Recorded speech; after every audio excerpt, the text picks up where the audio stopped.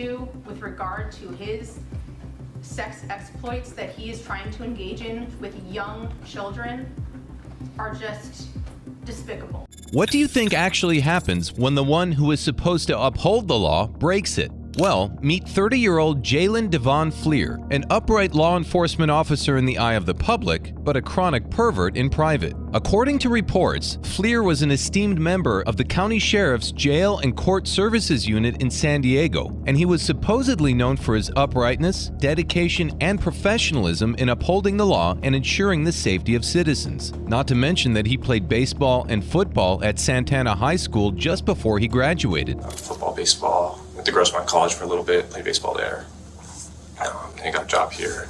Also, he was happily married to his wife, whose identity has been kept secret, and together they have a 2-year-old son. However, all of these were just a front to hide his true character and perverted sexual interest, as he preyed on the most vulnerable individuals in our society, minors. All was going well for him until the 23rd of July, 2020, when Fleer was apprehended on numerous charges related to sexual molestation involving a minor. These charges include engaging in lewd and lascivious acts with a child, 1 count of oral copulation with a person under 16, 5 counts of sending or writing harmful material to seduce a minor, 2 counts of pandering, 3 counts of intending to engage in sexual contact with a minor, and 4 counts of arranging or attending meetings with a minor. At the time, Fleer was only 27 years old, and his wife was still pregnant with his son. However, just 2 months before he was arrested, the Chula Vista Police Department had gotten 2 anonymous tips from the San Diego County Crime Stoppers. On the 9th of April 2020, they had gotten news that an unidentified adult male suspect was engaging in sexual acts with underage victims.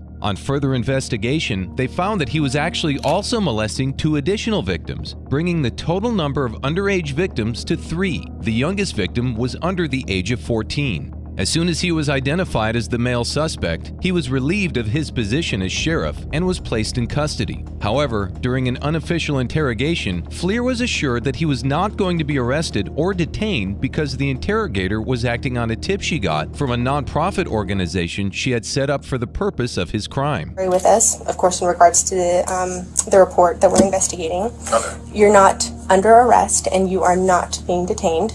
Do you understand? Yeah. She told him that she only wanted to hear his side of the story and that the interrogation was voluntary and that he could leave whenever he wanted to, refuse to answer any question he didn't like, and even request legal representation at any point if he wished to. You understand that you're free to leave at any time. There will not be any locked doors keeping you from leaving. As you notice, that one doesn't have a lock behind you. Yeah. You can choose what questions you want to answer, and you can choose to leave or let us know, and we will assist you with the exit. This apparently made Fleer comfortable, and he soon opened up to the investigator about himself, his life at high school, the girls he met at college, and how he met and married his wife. Did you have fun at the academy while you were Oh there? yeah, I enjoy it. It's good. I mean, camaraderie and stuff like that. So.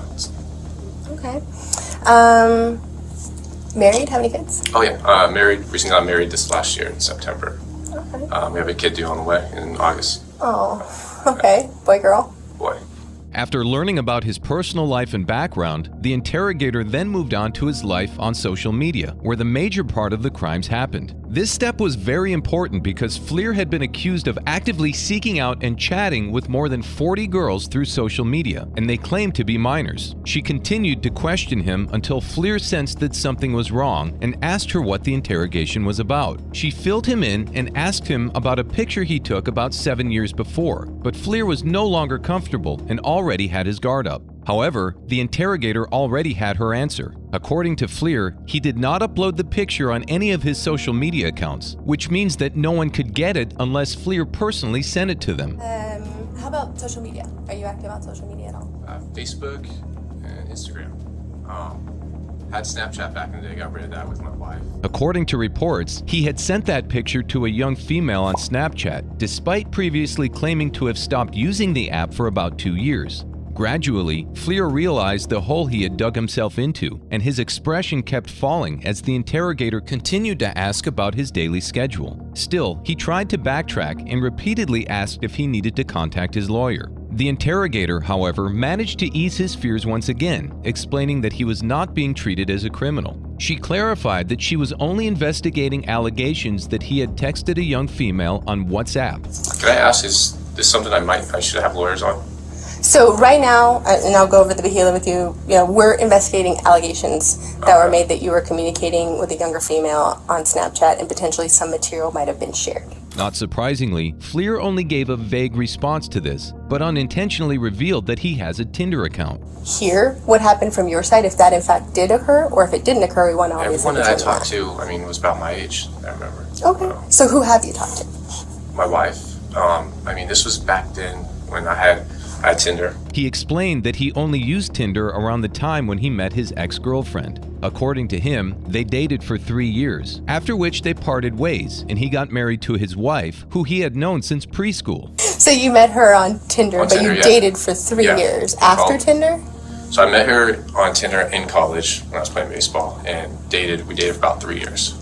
Now, aside from the first picture which Fleer claimed to have taken at age 20, he also shared one other picture with minors, and this one was a nude picture. But when the interrogator asked him about it, he said that only his ex-girlfriend had access to it because he met her on Tinder, and he also sent it to his current wife. He then said that his wife was loyal enough not to leak the picture, and even though he had a bad breakup with his ex-girlfriend, he was also confident that she would not leak it. Obviously, this was a bad attempt at lying, because he knew that he had sent it to the minors, and this was where the interrogator got the picture from. He continued to deny sending the picture to anybody recently, but implied that he may have sent it to someone he's unwilling to name some time ago.